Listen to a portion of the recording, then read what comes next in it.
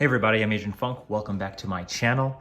In this video, we are doing part four of my All My Slabs video. This is, I think, the second to last box I have of my entire CGC Slab collection. First up, we've got Amazing Spider-Man 24. This is a Joe Jusko corner box variant cover. This is also signed by Mr. Joe Jusko, one of my favorite all-time artists of all time. I actually discovered his work when I was collecting Marvel cards back in like '93, and yeah. What's really cool about these is, Joe Jusko basically took corner boxes from different eras by different artists. As you can tell, this is an homage to Steve Ditko right here.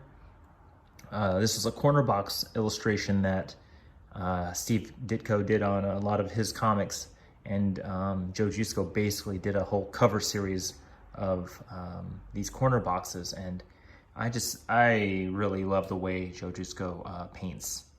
It just looks incredible, and he really paid attention to the style of each artist, and he even included this massive thigh muscle here. Like, just look at that. I actually thought that was weird at first. I was like, why did Joe do that? And I realized it was also in Steve Ditko's original illustration. So anyway, just really loved this version of Spider-Man. I have a couple other ones where he's taken his mask off, but this was the one that I really wanted. All right, next up we've got Avengers 16. This is a Greg Hildebrandt cover. I'm obviously a fan of artists who paint Marvel characters. This is my first and only Greg Hildebrandt signed book. He also did a bunch of mid-90s Marvel cards. I think it was like 94, 95 Fleer Ultra. Just really funny to see a character being mid-punched like that. I always think of Agent Smith being punched in the face in Matrix Revolutions every time I see something like this. Is that weird? Am I the only one who thinks that? But yeah, just really cool. I think by the time I air this video, I would have already interviewed him, which is pretty awesome. I can't wait to talk to him about this. I'll have to remember to have this up when I talk to him. But yeah, this is part of the Spider-Man villains. This is part of the Spider Villains series. It's like, now that I'm looking at this a little more, is that just like a lot of spit, or was that like sweat? It's not sparkles from his pumpkin bombs. It's not like spider web residue, but it's just like, man, was he like really sweaty when he got punched? And like, that's a lot of spit. Just saying. This is Marvel Masterpieces Collection number 4. For those of you who collected the cards back in the 90s, this definitely looks familiar. This was originally a Marvel trading card, and then this issue just basically blew it up onto a cover, and it looks so amazing. This is a Joe Jusko cover, if I didn't mention that, and signed by Joe Jusko. Oh man, just one of my favorite versus images, a classic battle between Wolverine and Sabertooth, and yeah, just really, really epic. Who cares about the 8.5? Not me. Why is it an 8.5 though? Looks good to me. Corners are, I mean, they're not pointy. Oh yeah, also the back's pretty sick too. Another pinup by Joe Jusko. I think it actually has, this is not an actual comic book, this is actually a collection of other artists and their renderings of trading cards that they did. So this is also a pretty sweet Hulk versus Thing back cover. But yeah, there are actually 4 issues, and I think I only got 3 of them signed, but we'll see if they're in this box. Boom, baby. Here is, what is this? 3 of 5. I know earlier I said 4, but there are 5 total covers, and I think this is number 3. Marvel Masterpieces. This is another Joe Jusko. This is probably one of the most iconic images in my head of the Hulk. He just looks so intense, like jacked beyond belief. So crazy. This is, whenever I think of Joe Jusko and the Hulk, I always think of this image. Like this is the Hulk image for me. And so there's a signature right there, right between the legs. And I really just like the background. You can't really even see Bruce Banner's face here, but I love that you can tell an origin story basically in one panel. And this is one of my favorite covers of all time, and one of my favorite paintings by Joe Jusko. And on the back, how fitting, it's the Thing. That is an eyeball for sure. Again, this is not a comic book. This is just a collection of Joe Jusko's Marvel Masterpiece trading card art. Yeah, really, just love the green and the gold and the reds. 7.5 and whatever, who cares? All right, next up's a real special one. This is actually my very first double cover ever. Well, I'll just show it to you. This is X-Men number 1 from 91. This is the Jim Lee variant. It is signed by Jim Lee, Chris Claremont, and Scott Williams, the artist. I really want to get the colorist. I really want him to sign this too, and that would just be really great. But the fun thing about this is it's a double cover. And again, a double cover is basically a printing error where 2 covers were attached to this comic book. And the way CGC grades this is they give a grade to each cover, and whichever cover has the highest grade is what the overall grade is. And since the outer cover had an 8.5 and the interior cover had a 9.6, the overall grade is a 9.6, so that's pretty sweet. This is, I think I bought this off of eBay because I didn't actually have a nice copy, but it wasn't listed as a double cover. So I paid cover price for this. And when I got it in the mail, I was like, I should flip through this because I haven't looked at it in like, 20 years. And I was like, why are there 2 covers? And I thought that was the weirdest thing ever until I researched it and found out that double covers was a thing. And, I couldn't believe that I had bought this for basically $3 plus shipping. So that leads me to believe that the seller did not know this was a double cover, and he sold basically, I think you could almost get this for like $100, $200, or sell it anyway for that much. Especially if it's in pretty sweet condition, like a 9.6. Yeah, I'll take that any day. So yeah, this is one of my prized books. All right, we are definitely hopping back on that Joe Jusko train. This is Marvel Masterpiece Collections number 1, one of my favorite Spider-Man images of all time. Of course, this is signed by Joe Jusko. I really wish that it was signed somewhere else and with a better, or with a brighter, maybe a silver marker or something. I mean, this cover, unfortunately, is mostly dark, so it's going to be hard to find a place to sign this unless the marker he was using was like bright neon or something. But yeah, really unfortunate that it's like faded, like he used a marker that was almost out of ink, and it's gold, which sucks because a lot of the colors on this is gold, yellow, but I'll take it. It's still just one of my favorite images of Spider-Man, and yeah, it's just so awesome. Again, this is just basically all of Joe Jusko's work on the Marvel trading cards from '93, and yeah, you can see some of them here. You got Strife, you got Blaze, Tombstone, and White Queen. Yeah, just really cool. All right, now you're probably wondering if I'm a fan of Joe Jusko.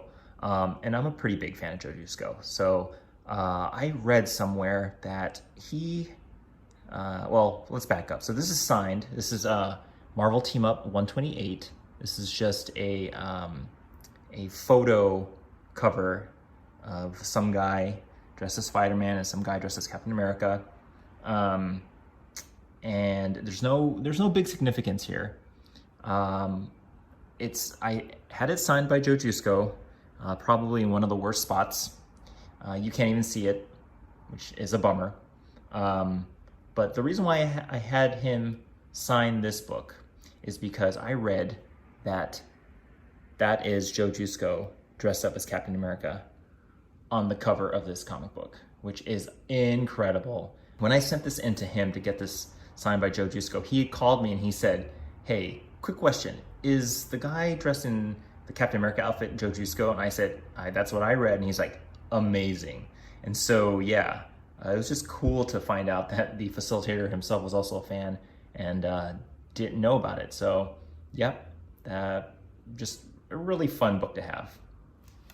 All right, next up we have X-Men 129. This is a graded 8.0. This is the first appearance of Kitty Pryde and the White Queen. Oh no, sorry. It is just the first appearance of Kitty Pryde. And also, I think one of the first times you've seen Wolverine without his mask. Yeah, he's not the prettiest looking guy, so it's... yeah, this book, for whatever reason, was just really hard to find, like in a good condition and at an affordable price. Like, I get it's a first appearance, but yeah, like, it was cheaper for me to buy this book slabbed than it was to buy it raw, which makes no sense. So yeah, I was like, I better get this before, you know, it's probably one of the only new X-Men characters that I can afford. I can't afford like the giant size X-Men or the first appearances of these guys. So I was like, I'll get Shadowcat, you know, I'll get Kitty Pryde. It's all good. But yeah, just a really cool cover. Always fun to see Wolverine slashing some juggernaut looking robots. Yeah. All right, next up is another first appearance and origin of Phoenix. I think for a while I just didn't really care about getting this book, you know, just because it was just like so expensive for whatever reason. And then Dark Phoenix came out in theaters and bombed, and then the prices for this book just went down. And I was like, I think now's the time. It's a 4.5 with white pages. I didn't really care about the grade too much. I just wanted a really nice, presentable copy. Oh, there's some Newton rings right there. It's a bummer. You know, but really, I got this because the colors really just popped. You know, this from afar, this is a nice looking copy. You know, it's not like super bold, but it's I think it's good enough. And the price was right, so I pulled the trigger on it. And oops. Yeah, first appearance right there. And a really great Dave Cockrum cover. Yeah. And I always think it's hilarious, like Cyclops is like literally like choking on the water. He's like guzzling down like this lake water right now. Like he's drowning. All right, next up is I think the first well, let me just show you. So this is Iron Fist number 14, the first appearance of Sabertooth. Oh yeah, look at that, and all his 70s glory. And yeah, this is actually the first CBCS book I ever bought. And the reason being is because this book is normally expensive, but nobody likes CBCS. And even at a 5.5, why is there?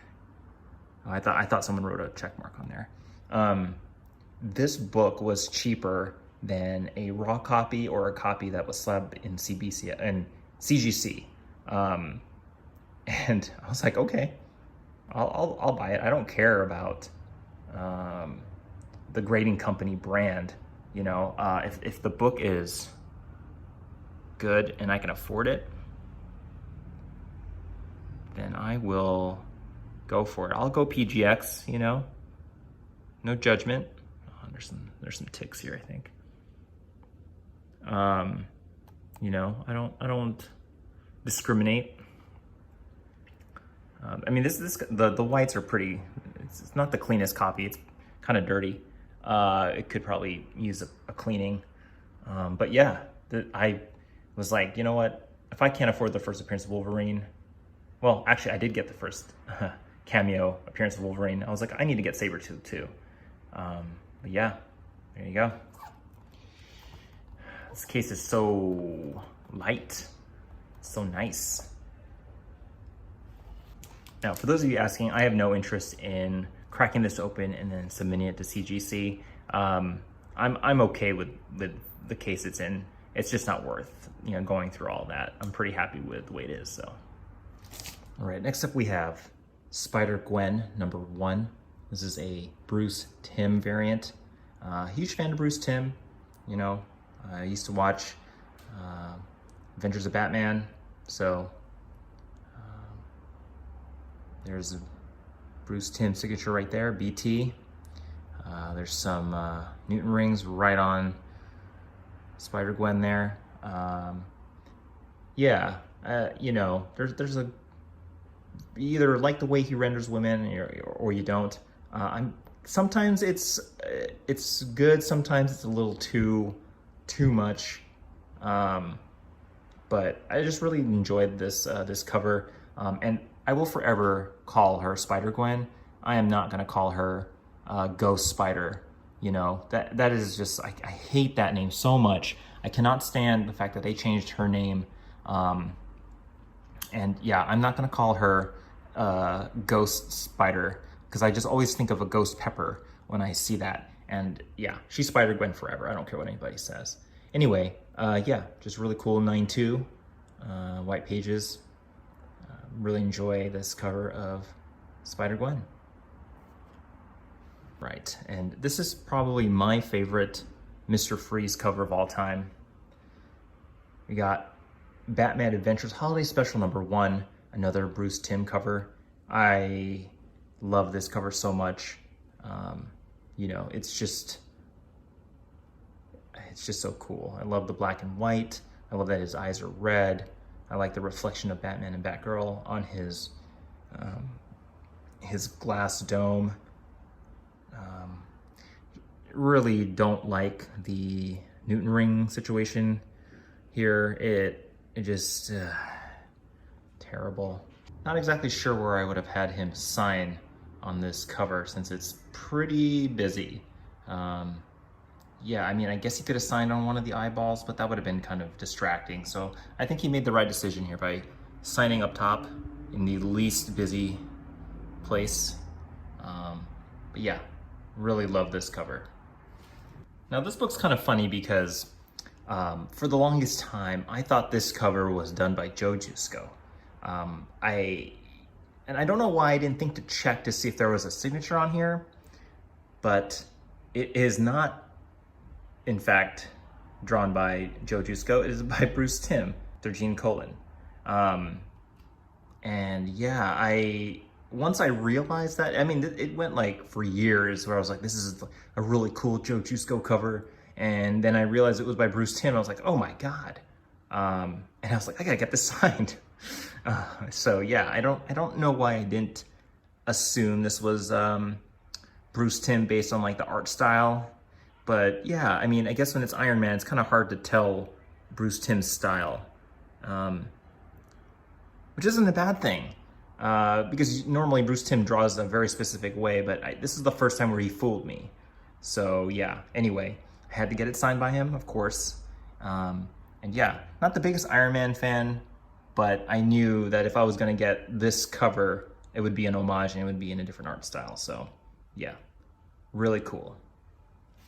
All right, next up is probably, I can't remember if I said this already, but this is probably my favorite Bruce Timm cover of all time. And this is Avengers number 1.5. 1.5. 1.5. From 1999. And when I saw that this cover existed, I bought it instantly, didn't care how much it was, and I had it signed by Bruce Timm. Just really love this cover.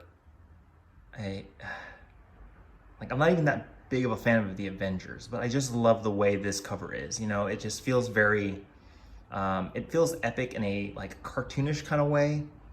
And yeah, I really love it. I just really love it.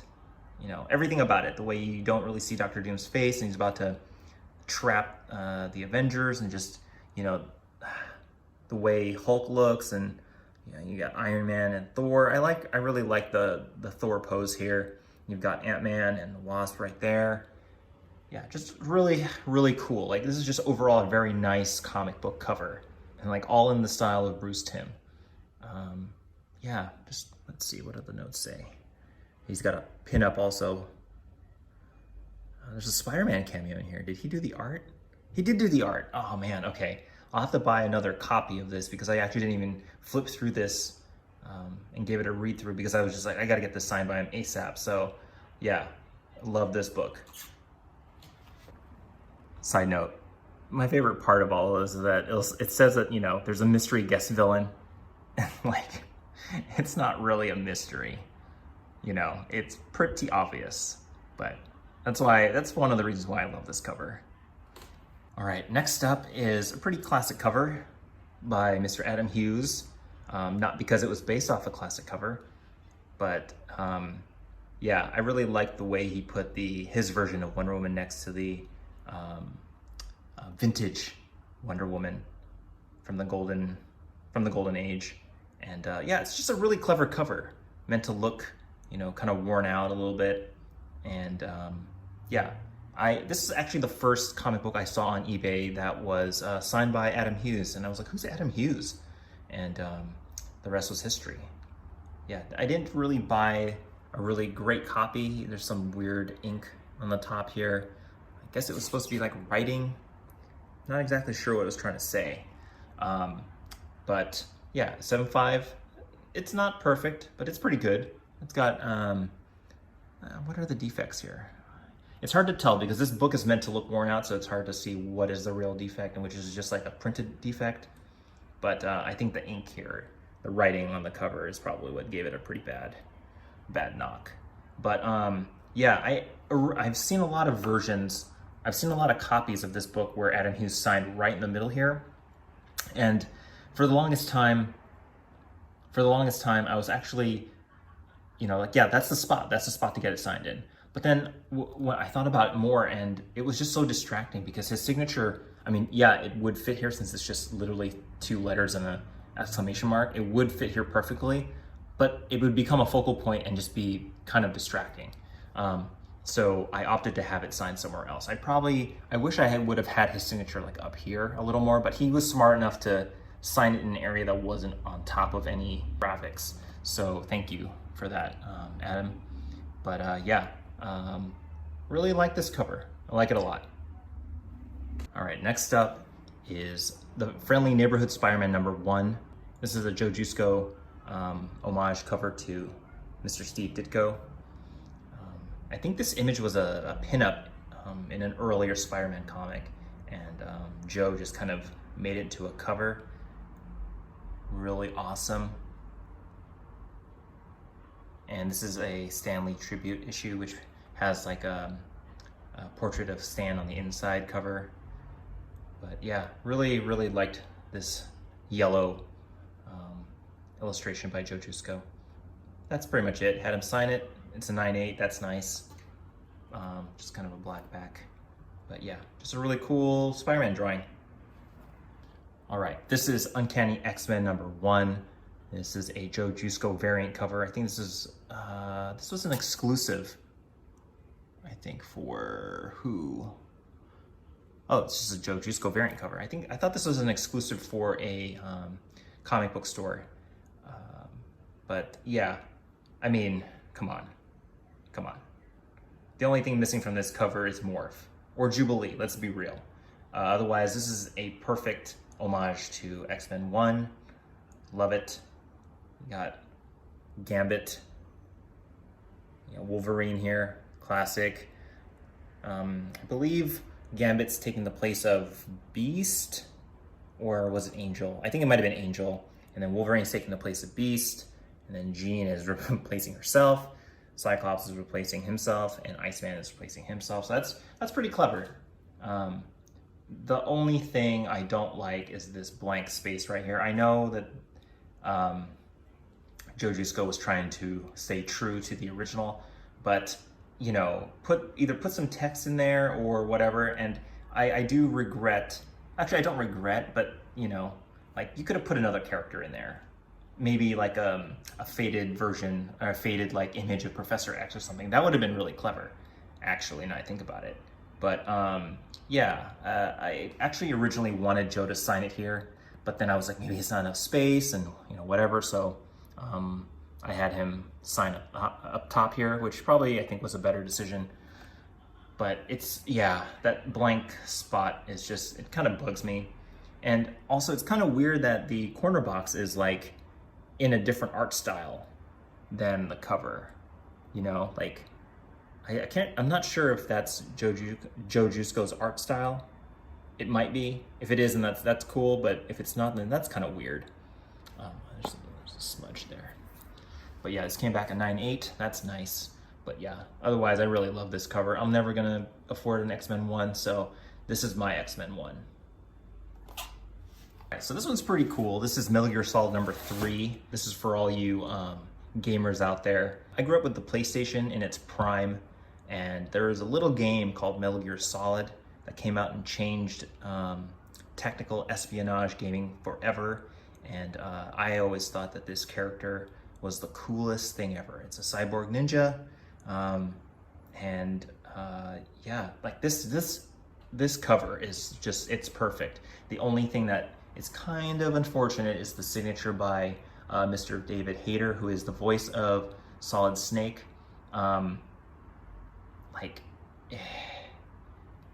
His signature is crazy. So I kind of wish he would have signed it like in a silver marker or something, because there's really no place for him to have signed this where his signature would have popped up. Well, like the image is, or the cover is very like painterly, so there's a texture everywhere. But yeah, it's kind of hard to see his signature a little bit. I'm a little, I don't know. I go between disappointment to like, it's not bad, but I just wish it was in a different color. Gold, silver, anything, so it pops. But anyway, 9.4, I love it. Still one of my favorite slabbed books in my collection. All right, next up is Astonishing X-Men number 61. This is a Phil Noto variant. And for those of you who follow me on Instagram, you know that I love Phil Noto. He is one of my recently favorited artists. His style is very, I don't know. He knows how to capture moments. He knows how to capture moments really well. And he's got a lot of really great covers, but this was just one that really reminded me of like a PlayStation magazine or like a video game magazine with the title treatment here for Astonishing X-Men. And I mean, who isn't a fan of Gambit? He actually did a lot of variant covers that look like classic magazine covers. And I would very much love to have him sign all of them at some point, but we'll see. All right, so this is a very special book. This is Avengers JLA number 4, a 9.9 mint. Just a really great cover of Superman holding up Thor's hammer and Captain America's shield and just looking tore up but pissed. Look at those eyes. Really love this cover. And yeah, when I saw this on eBay, I couldn't believe it. I couldn't believe it was going for what it was. And I was like, you know what, I would love to own a 9.9. Just to have it. I didn't really care what the cover was, but hey, why not have a cover that's both Marvel and DC, right? It's a wraparound cover. I'll show you the back again. The back just looks kind of weird, but yeah. This is one of two 9/9 slabs that I have. This is an older slab. You can tell because of the exposed sticker here.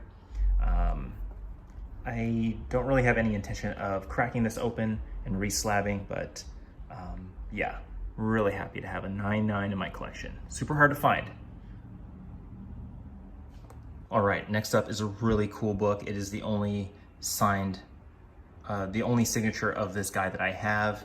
This is WWE Then Now Forever #1, signed by Stone Cold Steve Austin, also known as Steven Anderson. But yeah, when I heard that he was coming to the Silicon Valley Comic-Con, I knew I wanted to get a book signed by him. I have no signed books by a wrestler. Pretty sure can't afford, you know, The Rock or Hulk Hogan, so I settled for Mr. Steve Austin right here. This cover is, there's actually a few covers with Stone Cold, but this was the one that really just like called to me. You know, it was just so perfect. And man, his signature is crazy. Like, it is just like, what am I looking at? And I kind of wish, like, I wish the bottom part of this cover wasn't so busy so you could see his signature clearer, but you know what? I'm not gonna complain too much. 9/6, that's fine. Yeah, shout out to Tori from Twin Cities for making this happen. Really great facilitator, and yeah, highly recommended. But yeah, this cover is just so sick. Like, just look at the art style. Who did the cover? Eric Powell. So this cover is by Eric Powell. He is also one of my favorite artists. He does a lot of like Big Trouble in Little China, and what's that? Goon. He does Goon. But yeah, really love his art style. Like, just look at that. Whew, badass. So cool. Love this book. All right, next up is a pretty cool signed book. This is Civil War #2, a Michael Turner variant. And what's pretty sweet is that it is signed by Mr. Michael Turner. Right there. It took me a while to realize that Michael Turner passed away a really long time ago. I think I can't remember, maybe like almost 10 years ago. But yeah, I was like, okay, I would love to have a book signed by him. And, you know, to have a book signed by him on a cover with characters you actually like is really difficult to find. And so obviously I love Spiderman here, and yeah, to have his signature on it is very special to me. And this is a 9/8. Obviously this is this was signed back in 2006. So this slab is 14 years old. 14 years old. Yeah. Anyway, really cool book. Glad to have this in my collection. And last but not least, this is all new X-Men #38, another Phil Noto variant cover. This is actually the first one that I had him sign, because I knew this reminds me of those Time magazines back in the day, like from the 60s. And it's just like a really perfect, it sets the mood so well for the 60s X-Men. It's just like, I feel like I'm looking at a photograph that was taken back in that time. And that's why I love his art style. It's not so much the way he draws, but the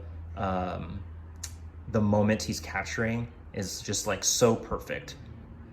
Like, you know, like Cyclops is all blurred out, and this looks like a, you know, like a Polaroid photo you would be seeing. Even the way it's cropped, you know, like normally you don't see images cropped like this, where like half of someone's face is just, that's why this feels like a photograph taken in the moment. And that is why I love Phil Noto. 9/8, I'll take it. Really happy with it. All right, guys, that is the video. I hope you enjoyed box number 4 of all my slabs. I think there's one more box. So yeah, stay tuned for that. If you enjoyed this video, please hit the like and subscribe. You can follow me on Instagram and Twitter. Otherwise, I'll see you guys in the next video. Bye.